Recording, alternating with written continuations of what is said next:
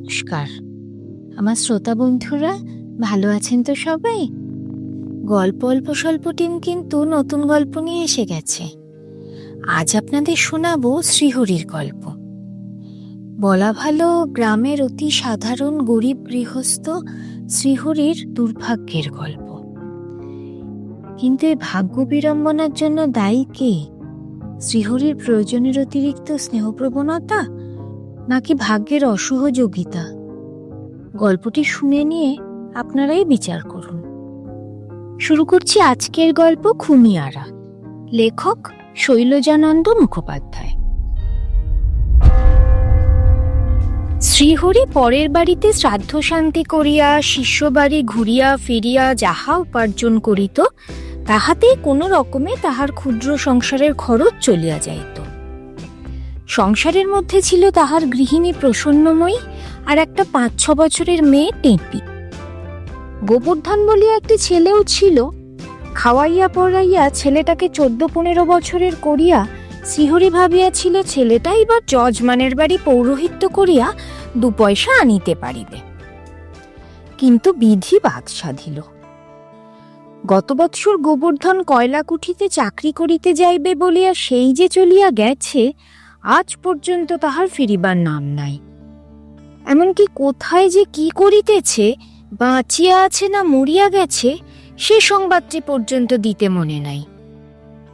একদা শীতের সন্ধ্যায় শ্রীহরি কাঁপিতে কাঁপিতে মাথার উপর এক বোঝা আতপ চাউল লইয়া ভিন্ন গ্রাম হইতে বাড়ি ফিরিয়া দেখিল গোবর্ধন চালের খুঁটিতে ঠেস দিয়া তাহার মায়ের সহিত বচসা শুরু করিয়াছে এবং ভয় দেখাইতেছে যদি এই মাসের মধ্যে তাহার বিবাহ দিয়া ঘরে না বউ আনিতেছে, তাহলে চেলা কাঠের বাড়ি তাহার মাথা ফাটাইয়া দিবে এবং সেজন্য তাহাকে যদি জেল খাটিতেও হয় তাহাতেও সে পরোয়া করে না।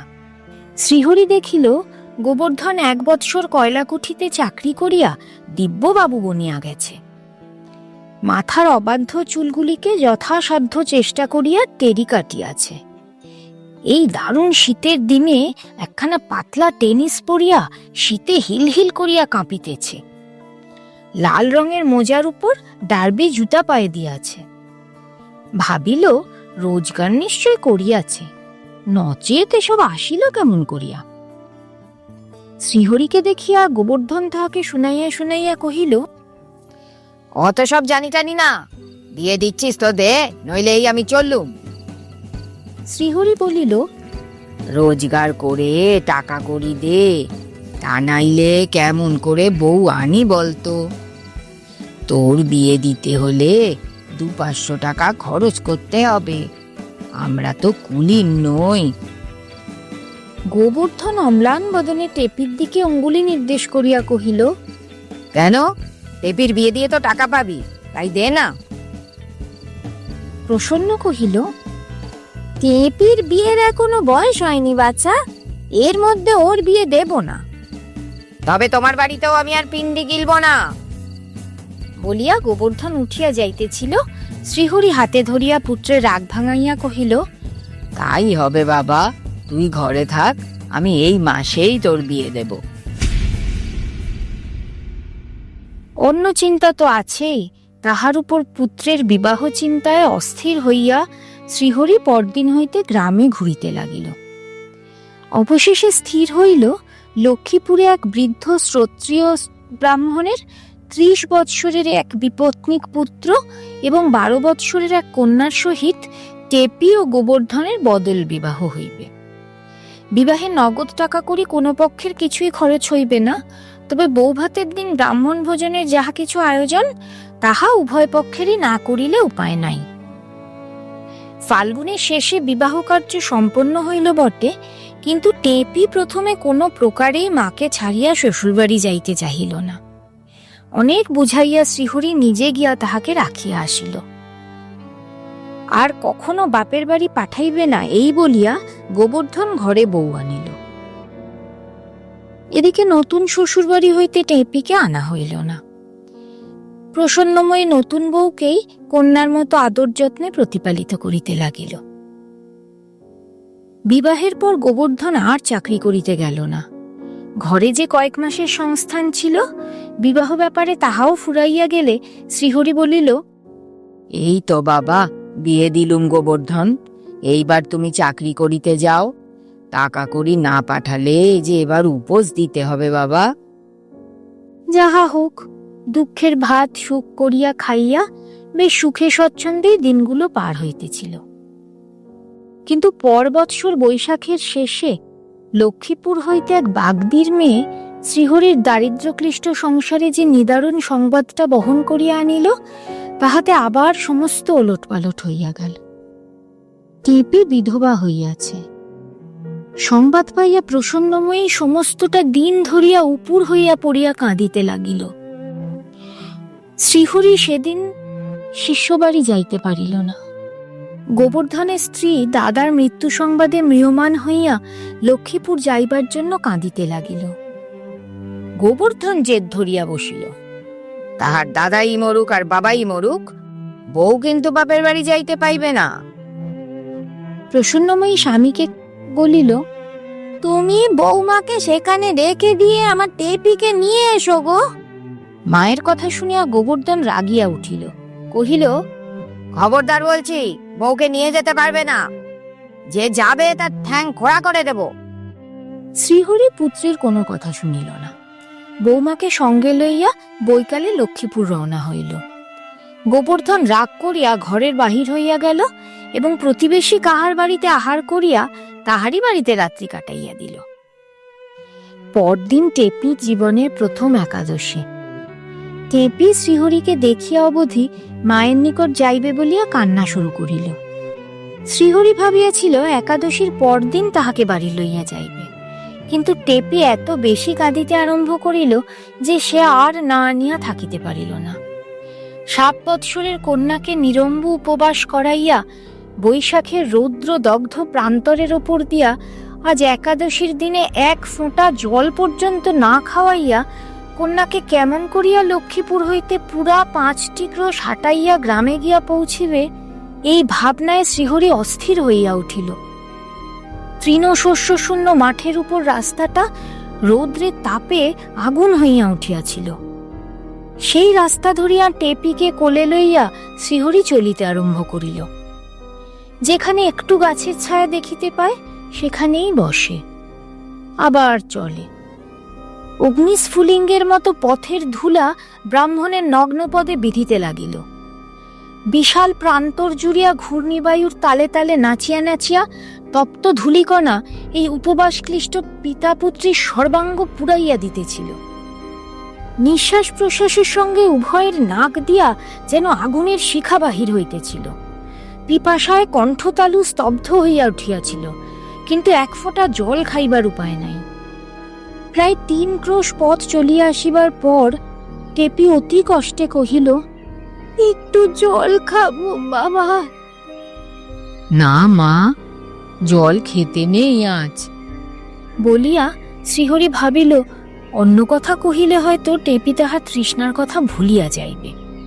তাই বলিল, ওই যে দেখছিস টেপি, বড় শেওড়া গাছটা, ওতে এক গোসাই ভূত থাকতো, তাই ওই মাঠগুলোর নাম গোসাই মাঠ।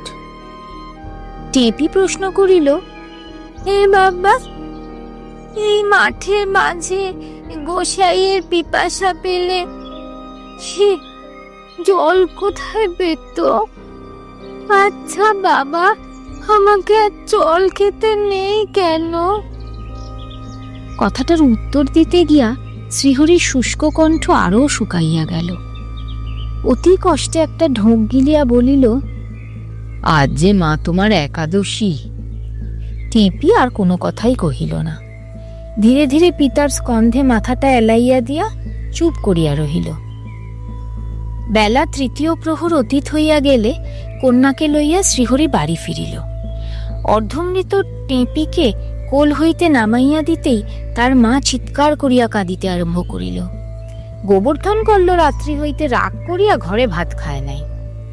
আজ সকালে ঝগড়া করিবার জন্য পুনরায় ঘরে ফিরিয়া আসিয়া প্রসন্নময়ীকে তিরস্কার করিয়া বড় ঘরের চালায় গম্ভীরভাবে বসিয়াছিল। কিছুক্ষণ পরে উঠিয়া আসিয়া মাকে বলিল, নে তোর কান্না রাখ, আদরের মেয়েকে কোল থেকে নামিয়ে আমায় ভাত বেড়ে দে, খিদেতে পেট জ্বলে গেল। টেপি ঘুমাইয়া পড়িয়াছিল। প্রসন্নময়ী তাহাকে বড় ঘরের মেঝের উপর শোয়াইয়া দিয়া এক থালা ভাত বাড়িয়া থালাটা গোবর্ধনের সামনে ঝনাত করিয়া নামাইয়া দিয়া কহিল, আজ সব মারু, তুই আগে পিণ্ডি চটকাইয়া নে বাপু। গোবর্ধন রাগিয়া উঠিল, কহিল, এই দেখ, 3 প্রহর বেলাতে খেতে দিয়ে পিন্ডি পিন্ডি করিস না বলে দিচ্ছি। আমি কিছু বাকি রাখবো না, তাহলে পুষ্টি শুদ্ধ খুন করে জেলে যাব, তাও ভালো। শ্রীহরি এক ঘটি জল লইয়া ধুলামাখা পা দুইটা ধুইয়া ফেলিতেছিল। গোবর্ধনের কথা শুনিয়া সেও আর থাকিতে পারিল না, কহিল, যা হারামজাদা ছেলে, দূর হয়ে যা বাড়ি থেকে। এমন ছেলে আমার কাজ নেই।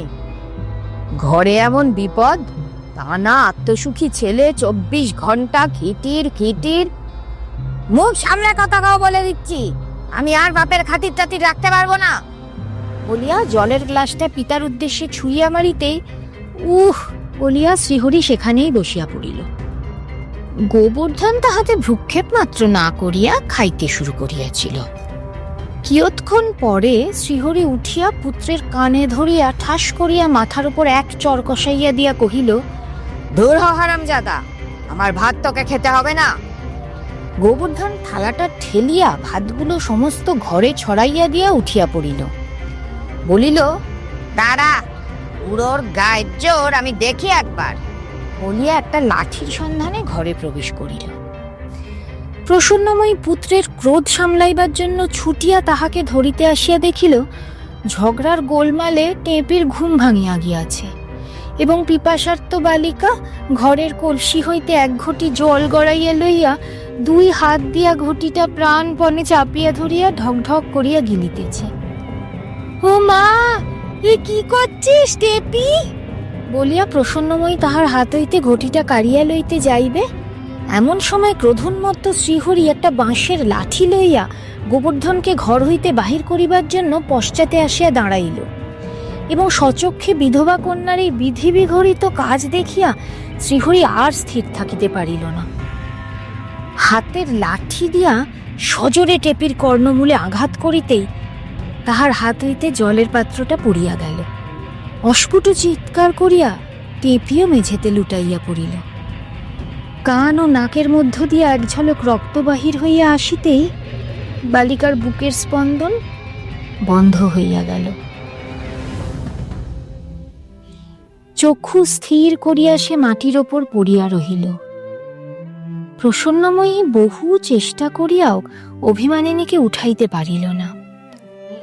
ব্রাহ্মণের বিধবা গুরুজনের আদেশ পালন না করিয়া যে অমার্জনীয় অপরাধ করিয়াছিল, সে পাপের প্রায়শ্চিত্ত করিয়া চিরবিদায় গ্রহণ করিল। গোবর্ধন এতক্ষণ দাঁড়াইয়া রাগে ফুলিতেছিল। তাড়াতাড়ি বাহিরে আসিয়া চিৎকার করিয়া বলিল, চললুম জমিদারের নায়েবের কাছে, দেখাচ্ছি মজা। শ্রীহরি কোনো কথা বলিবার পূর্বেই গোবর্ধন ছুটিয়া বাহির হইয়া গেল। কিয়ৎক্ষণ পরেই প্রবল পরাক্রান্ত জমিদারের নায়েব শান্তি রক্ষার জন্য 2 জন পেয়াদা সঙ্গে লইয়া শ্রীহরির দরজায় আসিয়া ডাকিল, শ্রীহরি, শ্রীহরি। শ্রীহরি ভয় কম্পিত প্রাণে ত্রস্ত পদে হাত জোর করিয়া নায়েবের সম্মুখে আসিয়া কহিল, হুজুর। নায়েব জোরে জোরে কহিল, খুন করেছ? সত্যি বলো। শ্রীহরি কোনোদিন মিথ্যা কথা বলিত না।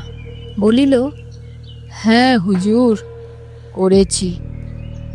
চাপরাশু 2 জন এইখানে বসে থাকো, তুমি এসো আমার কাছারিতে। বলিয়া নায়েব মহাশয় শ্রীহরিকে সঙ্গে লইয়া জমিদারের কাছারি বাড়িতে উপস্থিত হইল। জমিদার ভিন্ন গ্রামে বাস করিতেন, কাজেই নায়েবের অক্ষুণ্ণ প্রতাপ। নায়েব নিভৃতে গিয়া কহিল, এবার যদি থানায় লোক পাঠাই, তারা কি করবে জানো? শ্রীহরি প্রাণের ভয় নায়েবের পা দুইটা জড়াইয়া ধরিয়া বলিল, হুজুর, মা বাপ। বৃদ্ধের চোখ ছাপাইয়া অশ্রু গড়াইয়া পড়িল। নায়েব পা ছাড়াইয়া লইয়া বলিল, আমি কিছু করতে পারবো না। তবে যদি এক কাজ করো তো, হরিশ, হরিশ। ডাক শুনিয়া একজন কর্মচারী আসিয়া দাঁড়াইল। নায়েব বলিল, একখানা দলিলের কাগজ নিয়ে এসো তো। কাগজ আসিলে নায়েব কহিল, পারবে তো দেখো, এখনো নিস্তার আছে। তোমার জমি জমা তো এক কাঠাও নেই। শ্রীহরি কহিল, হুজুর তো সবই জানেন, 2 বছরের বাকি খাজনার দরুন আপনি তো সব নিলাম করে নিয়েছেন। তবে শোনো, তোমার ঘর বাড়ি এই কাগজে লিখে দাও। আগে তাহলে কাল থেকে দাঁড়াবো কোথাও হুজুর? বলিয়া সজল চক্ষে শ্রীহরি পুনরায় নায়েবের পা দুইটা জড়াইয়া ধরিল। তবে পারবো না, যাও। ফাঁসি ছিলেও তাতে আমার কি? বলিয়া নায়েব উঠিয়া যাইতেছিল। শ্রীহরি নিরুপায় হইয়া অবশেষে কহিল, তবে নিন, আমি লিখে দিচ্ছি। বসতবাটি বলিতে যাহা কিছু ছিল সমস্ত নায়েবকে লিখিয়া দিয়া কন্যাকে জ্বালাইবার হুকুম ও 2 জন পিয়াদাকে সঙ্গে লইয়া শ্রীহরি জলহীন শুষ্ক চক্ষে বাড়ি ফিরিল। নিজেই কন্যার সৎকার করিয়া দাহ শেষে বাড়ি ফিরিতে সন্ধ্যা উত্তীর্ণ হইয়া গেল। নিমপাতা ও জলের ঘটি লইয়া প্রসন্নময়ী স্বামীর অপেক্ষায় সদর দরজায় মাটির উপর লুটাইয়া পড়িয়া কাঁদিতেছিল।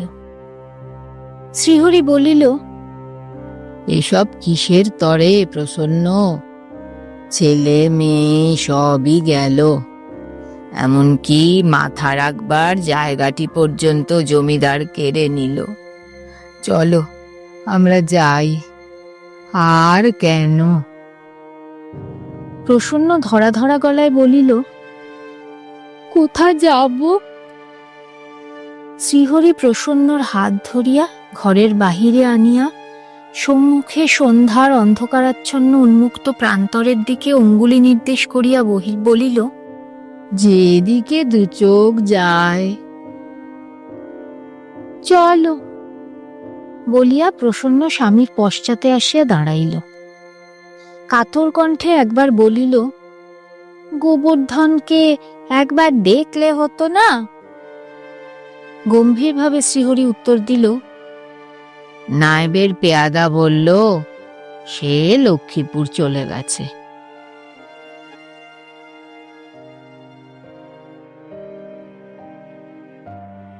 শেষ হলো আজকের গল্প।